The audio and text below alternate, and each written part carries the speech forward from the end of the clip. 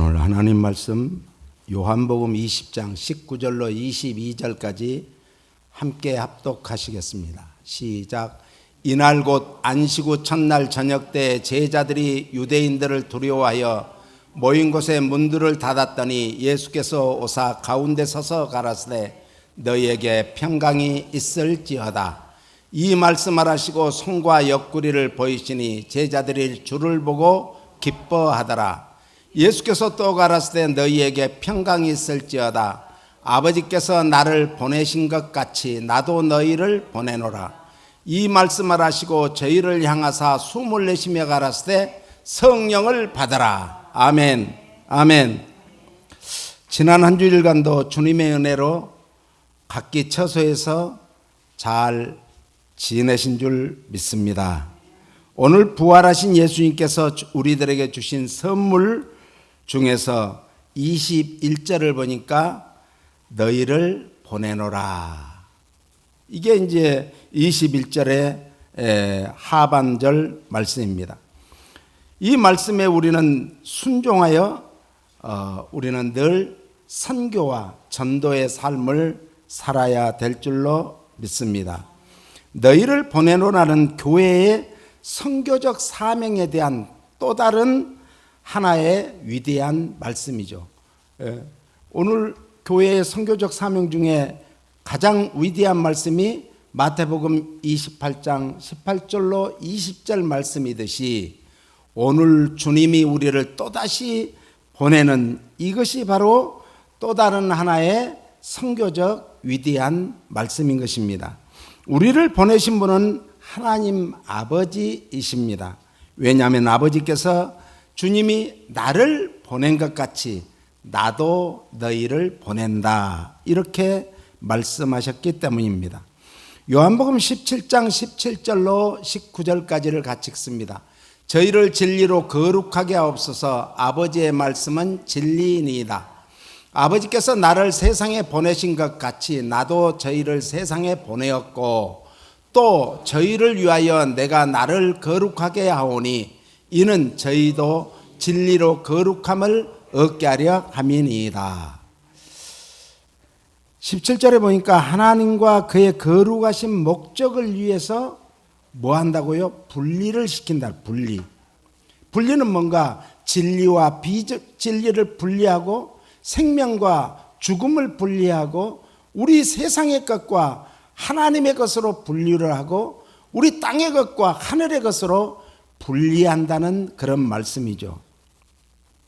이단과 세상과 적 그리스도로부터의 분리를 뜻합니다. 그러므로 진정한 분리됨은 오직 예수 그리스도로 진리된 말씀 그리고 하나님의 말씀을 통해서만이 가능함을 믿으시기 바랍니다. 그러니까 진정한 분리는 무엇으로 진정한 분리가 된다?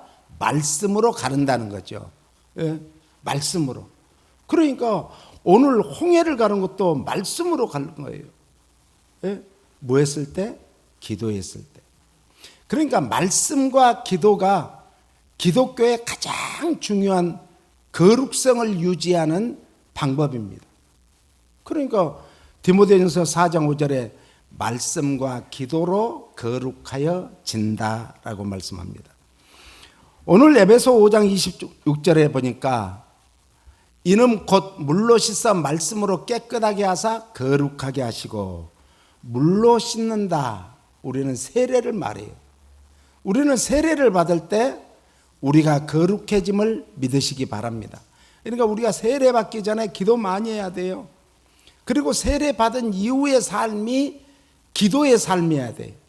그래서 우리는 말씀이 기도와 하나 될 때 말씀과 기도는 열차가 두 레일을 통해서 가는데 열차가 믿음이라면 믿음은 말씀과 기도가 동일하게 가야 된다는 그런 말씀입니다. 베드로전서 1장 22절 말씀에도 보니까 같이 읽겠습니다. 너희가 진리를 순종함으로 너희 영혼을 깨끗하게 하여 거짓이 없이 형제를 사랑하기에 이르렀으니 마음으로 뜨겁게 피차 사랑하라. 진리를 순종함으로 영혼이 깨끗해진대요. 그 영혼이 깨끗해진 사람은 뭘 하라는 거예요? 사랑하라는 거예요. 사랑. 그러니까 하나님의 최고의 법은 사랑의 법이에요. 사랑의 법. 그 사랑을 나만 딱 가지고 있는 게 아니라 서로 피차간에 그 사랑을 나눠야 될 줄로 믿습니다. 성도들의 삶에 있어서 가정에서는 남편이 아내를 사랑해야 되고, 사회생활에서는 예수 그리스도의 사랑으로 만나는 사람들에게 사랑을 전하고 선포해야 될 줄로 믿습니다. 요한복음 13장 20절 말씀해 보니까 같이요. 내가 진실로 진실로 너희에게 이르노니 나의 보낸 자를 영접하는 자를 나를 영접하는 것이요 나를 영접하는 자는 나를 보내신 이를 영접하는 것이니라. 영접하는 자, 곧 그 이름을 믿는 자들에게는 하나님의 뭐가 되는? 자녀가 되는 권세를 줬어요. 그 권세를 가지고 주님이 보내신 자들을 우리는 또 영접해야 돼요. 당시에는 예수님이 보내신 자들이 누구죠? 제자들입니다. 제자들. 그 제자들이 또 보냄받은 사람들이 누구예요? 속제자예요. 속제자. 그 속제자들이 또 보냄받은 자들이 누구예요? 교부. 초대교회에. 그래서 그 교부들이 보낸 자들이 또 누군가? 우리들이에요. 우리들. 그래서 결국 우리를 보낸 자는 누구라고요? 거슬러 올라가면 하나님 아버지가 보냈다는 그런 말씀이죠. 그러므로 우리가 신앙생활할 때 우리의 본분을 망각하면 안 됩니다. 그래서 16절로 같이요. 내가 진실로 진실로 너희에게 이르노니 종이 상전보다 크지 못하고 보냄을 받은 자가 보낸 자보다 크지 못하니 너희가 이것을 알고 행하면 복이 있으리라. 그러니까 이 말씀은 우리의 본분이 뭔가 나를 보낸 자를 아는 거예요. 그걸 알고 그 보낸 자의 뜻대로 사는 거예요. 세상에서 그러니까 내 마음대로 사는 것이 아니라 세상은 나를 이 땅에 보내주신 자가 엄마의 모태에서 조성하신 분이 하나님이시에요. 하나님을 기쁘게 하며 하나님을 인식하며 살아야 될 줄로 믿습니다. 우리가 때때로 예수 그리스도 종된 사실을 망각하고 스스로 영광을 취하는 교만 가운데 빠질 수가 있습니다. 왜? 무슨 일을 했을 때, 그거 성취되었을 때 내가 잘해서 된 줄로 착각한다, 이런 말씀이에요. 충성된 종들은 언제나 겸손히 봉사하며 우리의 생활 모토는 무엇과 같아야 되는가? 다음과 같아야 된다라는 거예요. 그래서 시편 115편 1절에 뭐라고 하는가? 같이요. 여호와의 영광을 우리에게 돌리지 마옵소서. 우리에게 돌리지 마옵소서. 오직 주의 인자심과 진실하심을 인하여 주의 이름에 돌리십시오. 예수님이 소자 하나에게 물 한 그릇을 대접해도 하늘에서 뭘 잃지 않는다? 상을 잃지 않는데, 하물며 모든 영광을 주님께 돌리는 자에게는 하나님이 얼마나 더 큰 영광을 우리에게 주시겠어요. 그러면서 나도 너희를 보낸다. 수고는 내가 했지만 영광은 하나님께 돌리라, 이런 말이에요. 그러므로 우리는 무슨 일을 하든지 수고하고 섬겼다면 오직 하나님께 영광 돌리는 삶을 살아야 될 줄로 믿습니다. 그래서 아까 우리가 읽은 대로 요한복음 17장 17절에 보면 아버지의 말씀은 뭐라? 진리입니다. 진리. 진리라는 것은 영원히 변치 않는 것이 진리예요. 동쪽에서 해가 떠서 서쪽으로 지는 것이 진리입니까? 아닙니다. 이것은 하나님이 정하신 법칙이에요. 법칙. 물은 높은 곳에서 낮은 곳으로 흘러가는 것이 하나님이 정하신 자연의 법칙이에요. 추나 추동이 있는 것, 봄, 여름, 가을, 겨울이 있는 것도 하나님이 정하신 법칙이에요. 그런데 진리는 영원히 변치 않는 게 진리인데, 진리이신 하나님이 말씀의 진리로 이 땅에 오신 육신을 입고 오신 분이 예수님이세요. 그래서 예수님이 내가 곧 길이요 진리요 생명이다 그렇게 말씀하셨어요. 그래서 이 말씀은 사무엘하 7장 26절에 잘 나와 있습니다. 같죠? 사람으로 영원히 주의 이름을 높여 이르기를 만군의 여호와는 이스라엘의 하나님이라 하게 하옵소서. 주의 종 다윗의 집으로 주 앞에 경고하게 하옵소서. 만군의 여호와 이스라엘의 하나님이여 주의 종에게 알게 하여 이르시기를 내가 너를 위하여 집을 세우리라 하신 고로 주의 종이 이 기도로 구할 마음이 생겼나이다. 주 여호와여 오직 주는 하나님이시며 말씀이 참되시니이다. 주께서 이 좋은 것으로 종에게 허락하셨사오니 이제 청컨대 종의 집에 복을 주사 주께서 영원히 있게 하옵소서. 주 여호와께서 말씀하셨사오니 주의 은혜로 종의 집이 영원히 복을 받게 하옵소서 하니라. 여러분들이 이 귀절을 사무엘하 7장 26절로 29절의 말씀을 이제 적어가지고 집에 가서 읽으면서 묵상하시기를 바랍니다. 그러므로 우리는 진리의 말씀 붙들고 기도하면 반드시 축복해 준다 이런 말씀이에요. 누가 그랬다는 거예요? 지금 다윗이 그랬다는 거예요. 다윗이. 그래서 하나님께서 하신 말씀 곧 진리의 말씀 붙잡고 장래에도 27절에 보니까 장래에도 이것은 무슨 말이에요? 미래에도 앞으로도 이런 뜻이에요. 그러니까 지금 현재만 복을 주는 게 아니라 미래에도 내일도 모레도 금년도 새해에도 오고 오는 모든 나날을 축복해 달라는 그런 말씀이에요. 예수님께서 다윗의 가문에 변함없이 축복해 주기를 간구하는 그런 말씀입니다. 결국 다윗이 기도를 했지만 하나를 안 들어줬어. 하나님께서 뭘 안 들어줬죠? 너는 건축하지 마라. 왜? 네 손에는 피를 너무 많이 흘렸어. 그러니까 하나님의 전을 건축하는 것은요 축복 중에 축복이에요. 그런데 무한 사람에게 준다? 깨끗한 사람에게.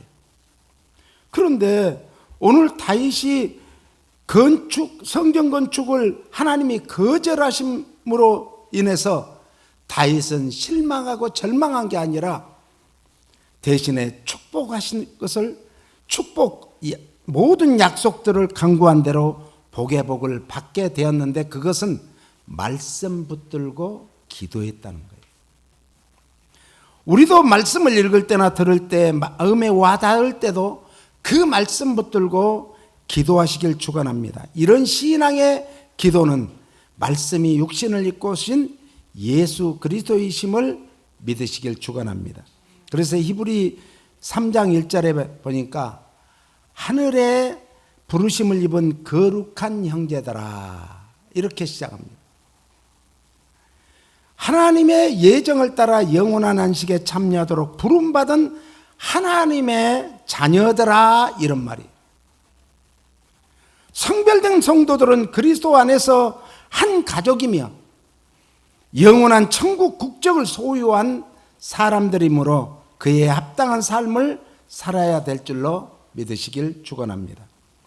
사도시며 대제사장이신 예수님을 그래서 우리는 깊이 뭐 해야 돼요? 생각해라. 우리는 늘 예수님을 깊이 생각해 봐야 돼요. 묵상해 봐야 돼요. 그러면 예수님이 나를 어떻게 살리셨고 나를 어떻게 인도하시고 나와 어떻게 함께 하시는가 임마누엘의 놀라운 은혜와 축복을 받게 될 줄로 믿습니다. 예수님의 이것은 사도시며 대제사장이다. 이거는 예수님의 이중 사역을 말하는데 인간을 향해서는 우리들을 향해서는 하나님의 뜻을 전하는 계시자다 이런 뜻이에요. 또 하나님을 향해서는 인간의 연약함을 돕는 중보자시다, 이런 뜻입니다.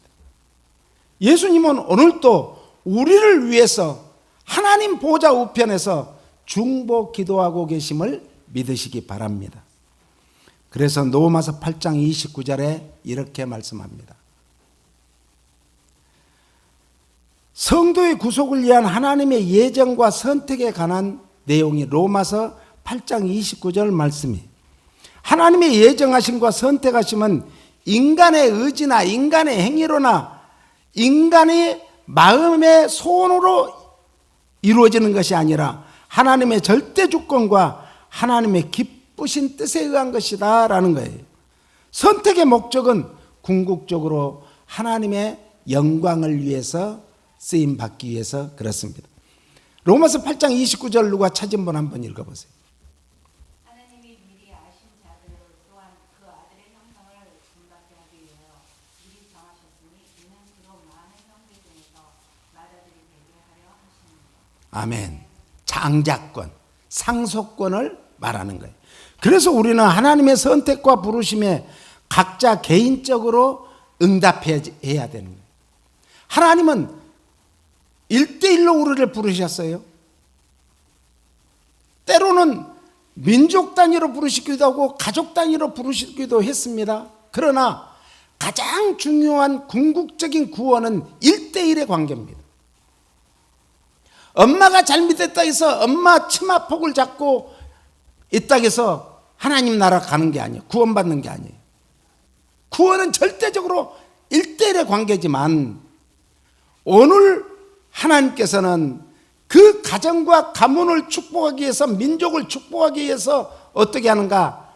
이그젠플, 샘플로 한 사람을 택한 때가 많아요. 그 한 사람이 주인공이 누군가? 바로 여러분 각자여야 될 줄로 믿습니다. 가정의 주인공이 되십시오. 이 사회의 주인공이 되십시오. 이 시대의 주인공이 되시기를 바랍니다. 이런 사람은 예수님을 깊이 생각하고 묵상하고 주님만을 쫓아가는 사람인 거예요. 또한 예수 그리스도를 구세주로 하나님으로 영접하고 삶을 통해서 헌신해야 할 영적 책임이 있다는 것을 인식하는 사람이 바로 누구예요? 우리예요. 이 시대의 주인공이에요. 그래서 히브리 기자는 히브리 12장 1절로 3절에 이렇게 말합니다. 같이 읽습니다. 이러므로 우리에게 구름같이 둘러싼 허다한 증인들이 있으니 모든 무거운 것과 얽매이기 쉬운 죄를 벗어버리고 인내로써 우리 앞에 당한 경주를 경주하며 믿음의 주요 또 온전케 하시는 이인 예수를 바라보자. 저는 그 앞에 있는 즐거움을 위하여 십자가를 참으사 부끄러움을 개의치 아니하시더니 하나님 보좌 우편에 앉으셨느니라. 너희가 피곤하여 낙심치 않기 위하여 죄인들의 이같이 자기에게 거역한 일을 참으신 자를 생각하라. 믿음의 경주는 신앙의 경주를 말해요. 우리가 신앙생활하는데 경주하는데 운동장에서 다름질하는 사람은 많을지라도 1등 나는 사람은 몇 사람이라고요? 한 사람이에요. 그런데 하나님께서는 그 사람에게 주신 분량만큼 책임을 다해서 힘쓰는 사람은 다 1등이에요. 옆 사람이 당신이 1등입니다. 당신이 선수 중에 선수입니다. 예, 우리는 1등 가는, 그래서 우리 성도들은 다 하나님이 무엇이라고 인정한다고요? 1등이라고 인정해요. 1등. 얼마나 감사해요. 그러므로 성도들에게 요청하고 있는 것은 허다한 증인들이 있으니, 아주 중요한, 그러니까 히브리 우리가 잘 아는 이제 11장은 믿음장이에요. 12장으로 가서는 믿음의 증인들을 이제 기록하고 있습니다. 그 증인은 이제 11장 4절에 보니까 아벨이에요. 아벨. 누구요? 아벨을 말하고 있어요. 가인과 아벨. 인류 최초의 살인자는 카인이었어요. 이 카인이 누구를 죽였는가? 자기 하나밖에 없는 동생을 죽였습니다. 뭐 때문에 죽였죠?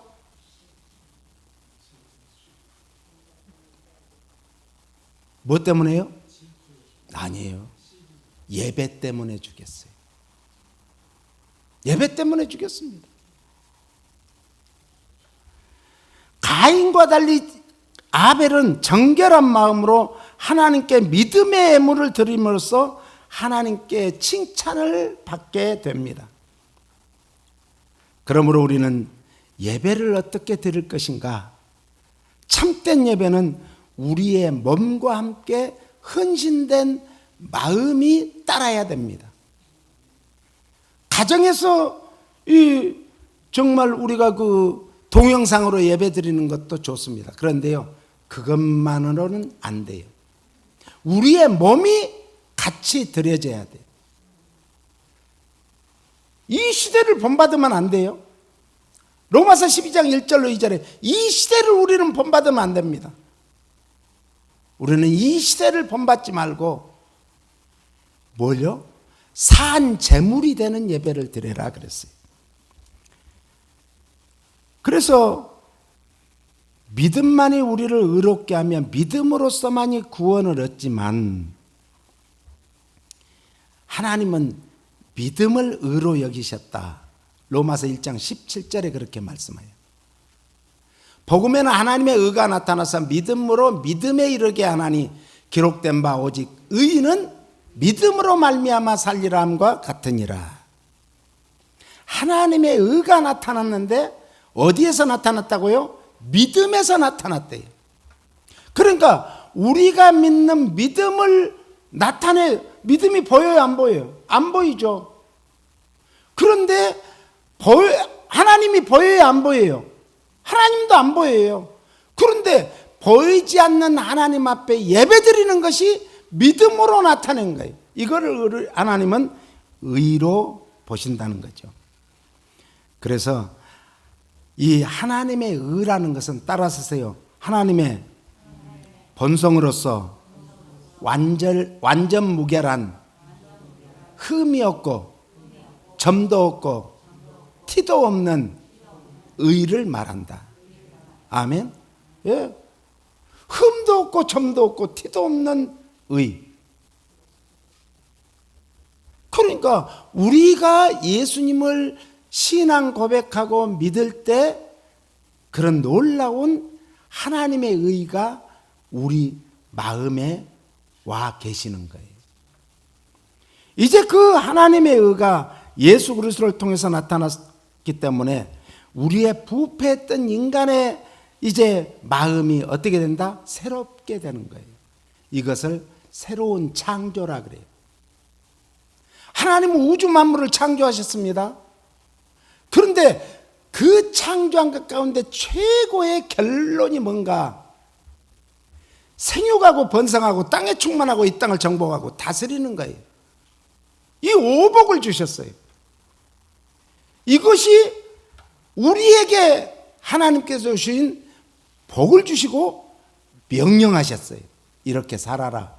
그런데 마귀는 지금 결혼을 안 하려게, 결혼을 했어도 둘이만 살자, 애 낳으면 안 돼, 애를 안 낳으려게. 왜?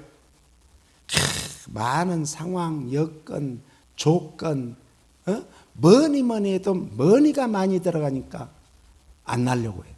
그런데요, 하나님께서는 다 태어나는 아이에게 뭘 주셨는가? 분복을 주셨어요.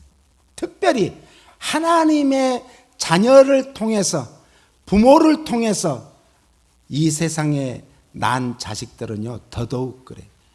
저는 때로는요, 세계적으로 이렇게 훌륭한 사람들을 다 보면서 이런 사람들은 애들을 좀 많이 낳지. 그러면 아주 좋은 DNA를 타고나는 애들이 얼마나 많겠어요. 제가 아는 권사님 둘째 따님이 이제 사이도 의사고 의사가족에서 딸만 하나 딱 낳았어. 너무너무 마음이 아파. 왜? 그 좋은 머리, 그 좋은 DNA, 그 좋은 아름다움, 그 좋은 정말 얼마나 그 예쁜지 몰라요. 그 권사님 딸이. 그런데 그 남편 의사도 잘 생겼어요. 그런데 딸 하나만 딱 낳았는데 딸도 참 예쁘고요. 중학생이 학교에서 리더예요. 다 발표도 하고 정말 얼마나 좋아요. 그런데 그런 사람들은 좀 애들을 좀 여러 명 낳아야지. 그러면 이 사회가 좋은 사람들이 리더로서 많은 영향력을 미치며, 이 리더십이라는 것은 영향력을 말해요. 이 세상에 좋은 영향력을 미치고 그 영향력이 좋은 나무로 자라나서 좋은 꽃이 피고 아름다운 꽃이 피고 좋은 열매를 맺는다면 얼마나 좋겠어요. 그런 안타까운 생각을 혼자 해봤습니다. 나타난다 이 말은 계시되었다 이란, 복음에는 하나님의 의가 나타났다 이 뜻이 뭐라고요? 하나님의 계시가 나타났다. 계시가. 믿음으로 믿음에 이르게 하나니 오직 의인은 믿음으로 말미암아 살리라. 믿음은 하나님께서 아무런 대가를 바라지도 않고 받으시지도 않고 우리에게 하나님이 주신 하나님의 선물이요, 하나님의 축복이요, 하나님의 상속인 거예요. 믿음이 그렇게 중요한 거예요.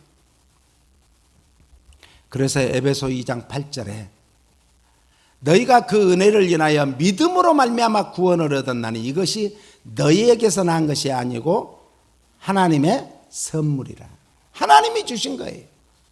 그러니까 내가 믿음으로 무슨 좋은 일을 했다, 하나님께 영광 돌리는 일이지 내가 의시되고 뻐길 일이 아니다는 거죠. 그래서 오늘 이제 우리는 어떤 마음으로 그러면 예배를 드려야 되는가? 오늘 우리 교회의 이기는 어디에 있을까요? 오늘 우리 교회의 중심에는 무엇이 있어야 됩니까? 우리의 삶의 중심에는 무엇이 있습니까? 우리 삶의 자리를 차지하고 있는 가운데 가장 중심에 차지하고 있는 것은 무엇입니까? 우리 교회의 사역 중에서도 예배가 있어야 됩니다. 우리 삶의 중심에도 예배의 삶이 가는 곳곳마다 나타나야 돼요. 우리 가정에서도 예배의 삶이 나타나야 돼요. 그러면 잠시 기도라도 해야 되고 말씀을 읽어야 되고 그 정말 가족 구성원들끼리 밥 먹을 때도 맛있다, 이 음식을 해준 사람한테도 감사하고 또 그것을 주신 하나님 앞에도 감사하는 마음으로 먹어야 되지 않을까요? 그래서 시편 51편에는 다윗이 밧세바를 범한 죄로 인하여 회개를 했던 회개의 시고 회개의 기도 내용이 시편 51편의 말씀입니다. 다윗은 자신의 범죄에 대해서 5가지로 진술을 합니다. 첫째는 자신의 죄를 인정했습니다. 제가 잘못했습니다. 제가 죄인입니다. 제가 사람을 죽였습니다. 간음죄를 범했습니다. 우리가 생각할 때는 사람을 죽이고 간음죄를 범하면 하나님께서는 다윗을 폐위시켜야 되는데 그는 회개함으로 다 용서함을 받게 되었습니다. 두 번째로는 그 죄로 인한 고통이 떠나지 않고 항상 저를 지금 사로잡고 있습니다. 죄의 무게가 얼마나 무거운지 저 혼자의 힘으로는 감당할 수 없습니다. 하나님이 해결해 주세요. 기도했다는 거예요. 세 번째는 하나님께만 범죄했다는 신본주의 신앙을 갖고 기도합니다. 마귀는 너 죄 짓지, 언제 죄 짓지, 언제 죄 지었지, 우리를 자꾸 지적을 하면서 고통으로 끌고 가려고 합니다. 그러나 하나님은 모든 죄를 다 다 깨끗이 씻어주신 줄 믿으시기 바랍니다. 뭔만 하면? 회개만 하면. 동이서에서 먼 것 같이 완전히 시커먼, 아무리 주홍같이 붉을지라도 흰눈같이 양털같이 깨끗하게 해주신다고 말씀하십니다. 네 번째는 자신의 죄에 대한 속죄를 오직 하나님께만 기도하겠습니다. 하나님은 좋으신 하나님이십니다. 우리가 어떤 죄를 지었느냐가 그것도 중요하겠죠. 그런데 그보다 더 중요한 것은 네가 그 죄를 회개하고 다시 나를 찾느냐 안 찾느냐 그걸 보시는 거예요. 하나님 과거를 묻지 않습니다. 어제를 묻지 않습니다. 오늘 지금 네가 어떤 상태로 예배드리러 나왔느냐 이걸 보시는 거예요. 마지막 다섯 번째로 죄악에 대한 심각한 통찰을 가지고 내가 이 죄로 인해서 죽을 수밖에 없구나. 죄의 싹은 뭐예요? 죽음이에요. 사망이에요. 그런데 그 죄의 싹으로 죽는 것은 너무 억울하다. 내가 잘못했지만 그걸 깨닫고 우리는 하나님 한 번만 살려주세요. 한 번만 돌아봐 주세요. 한 번만 용서해 주세요. 한 번만 기회를 더 주십시오. 기도해야 될 줄로 믿습니다. 다윗은 시편 51편 7절로 15절에서는 회복의 은혜를 기도를 하는데 9가지로 기도해요. 자기를 정결하게 해달라고 기도합니다. 이제는 흰눈보다도 다 깨끗하게 정결하게 해주세요. 두 번째는 죄사함의 기쁨을 얻게 해달라고 기도합니다. 회개하고 나면요, 제일 먼저 나타나는 현상이 뭘까요? 은혜가 뭘까요? 이건 체험자만 아는 거예요. 저는요, 회개하고 났더니 제일 먼저 얼마나 기쁜지. 야, 기쁜 거예요. 기쁜. 이런 체험 있기를 예수님 이름으로 축원합니다. 그러면서 일생에 우리가 눈물, 콧물 흘리면서 그냥 다른 사람이 볼 때는 미쳤구나 할 정도로 한 번은 회개해야 돼. 네, 회개가 있어요. 이런 회개가. 그리고 세 번째로 다윗은 죄악을 도말해 주시기를 기도합니다. 도말하다 이런 이 뜻은 따랐어요. 페인팅했다. 아무리 시커매도 페인트해버리면 어때요? 깨끗해지죠. 그 기도를 했다는 거예요. 네 번째는 새로운 심령을 지어주기를 기도합니다. 제 심령이 그렇게 나쁜 놈이었습니다. 이제는 주님 앞에 올곧게 살도록 이 심령을 새롭게 변화시켜 주시고 새롭게 창조해 달라고 기도했습니다. 다섯 번째는 하나님이 함께 해주시는 은혜가 있기를 기도했습니다. 날마다 우리와 함께 하시는 임마누엘의 은혜가 있기를 기도했습니다. 여섯 번째는 죄의 속박에서 벗어나 선을 행해 자진하여 믿음으로 행함이 있는 삶을 살게 해주세요. 기도했어요. 누가 시켜서가 아니라 자진해서. 회사에서도요, 사장은 다 보고 있어요. 그런데 자기는 다른 사람이 안 본 줄 알고 윗사람들이 없을 때 자기 마음대로 한다. 이것은 신앙인의 자세가 아니에요. 성도는요, 어디를 가든지 1등 이제 직원이 되고 1등 사장이 되고 1등 오너가 돼야 돼요. 1등 가야 돼요. 그리고 여덟 번째는 피 흘린 죄를 용서하시고 구원해 주시기를 기도했어요. 피 흘린 죄. 지금 다윗이 누구를 죽였다고요? 우리아를 죽였죠. 우리아를 죽였어요. 쥐도새도 모르게 죽였어요. 자연스럽게 그냥 전쟁터에 나가서 죽게 만들었어요. 그런데 하나님은 불꽃 같은 눈으로 보셨어요. 우리는 다 몰라줘도 괜찮아요. 세상 사람들에게 인정받지 못해도 괜찮아요. 하나님께만 인정받기를 바랍니다. 하나님께. 그러면 때가 이르면 거둘 날이 오는 거예요.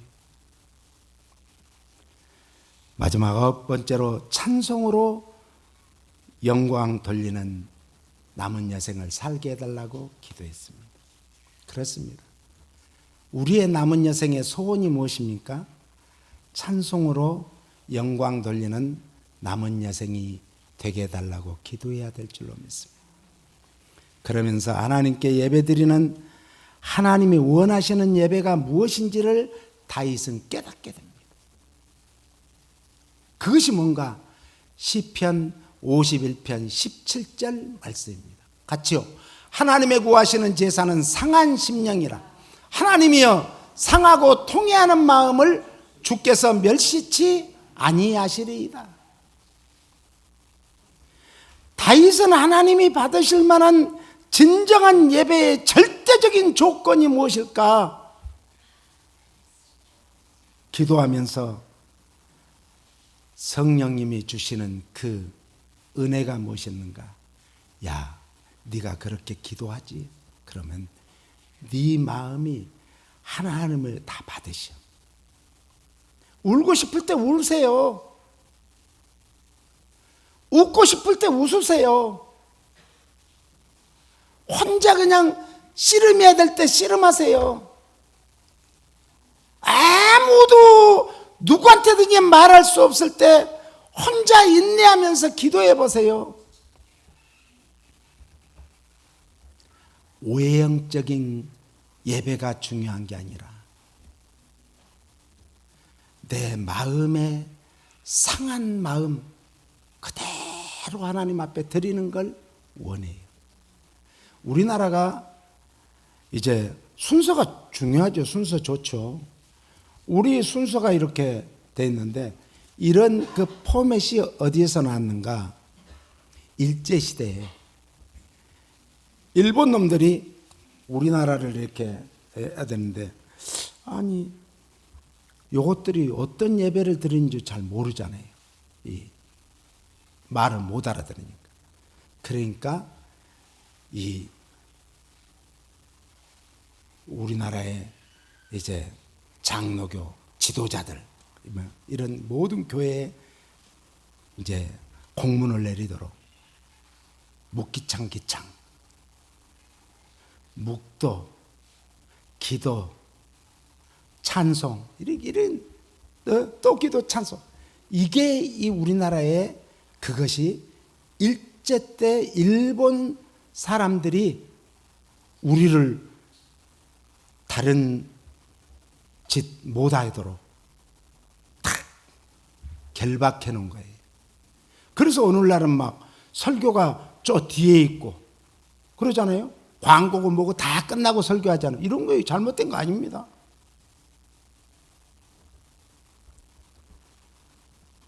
우리가 외적으로도 중요합니다. 교회 올 때 쓰리빠 질질 끌고 없고 이런 거 안 좋죠. 외적으로도 중요합니다. 그런데 더 중요한 것은 우리의 마음을 하나님 앞에 토해내는 것이 제일 중요합니다. 나는 어떤 사람인가? 이게 중요한 게 아니에요. 자기 자신이 신뢰하는 것이 무엇인가? 우리는 뭘 신뢰해요? 그것도 중요한 것이지만 중요한 것 아니에요. 돈 중요하죠. 그런데 그것도 중요한 게 아니에요. 명예 중요하죠. 그것도 중요한 게 아니에요. 직책 중요합니다. 그런데 그것도 중요한 게 아니에요. 오직 주님만 바라보겠습니다.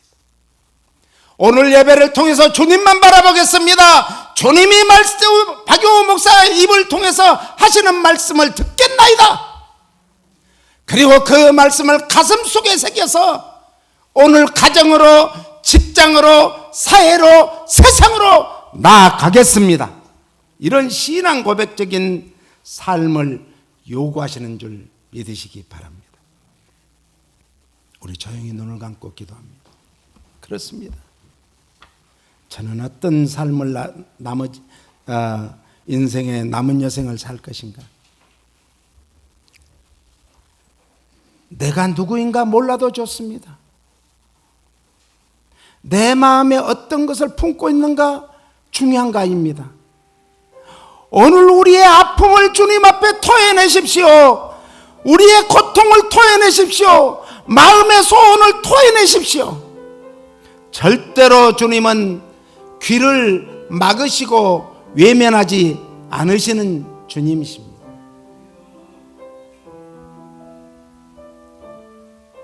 오 주님, 이 시간 저희들 진정과 신령의 예배가 무엇일까요?